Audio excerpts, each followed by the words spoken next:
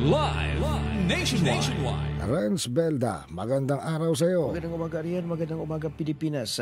Isang pagpupulong para sa pagsasapinan ng matatag na Batangas Award for Visionary Leadership towards Sustainable and Resilient Local Government Units o MBA-BSRB ng paghanda sa pagpapatupad nito sa 34 na pamahalang lokal ng lalawigan ng Batangas. Isa ito sa tampok na programa ng pamahalang panlalawigan ng Batangas sa panguna ni Governor Vilma Santos Recto alinsunod sa Executive Order No. 21 Series of 2025 nga nagtatatag sa komitiba ng MBA-BSR.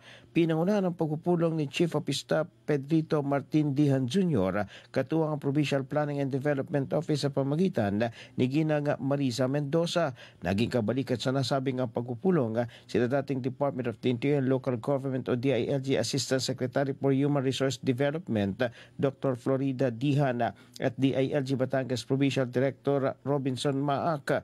Ang proyektong ito'y naglalayong maitaguyod ang mabuting pamamahala, mapabuti ang kalidad ng serbisyo publiko at mapalakas ang motibasyon ng mga lokal na pamahalaan upang tuloy-tuloy na umunlad sa mga pangunahing sektor sang-ayon sa Seal of Good Local Governance o SGLG.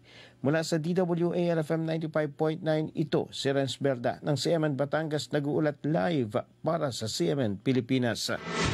CNN Live nationwide. Maraming salamat, Renz Belda, mula po naman sa impilan ng DWALFM, Radyo Totoo, CMN Batangas.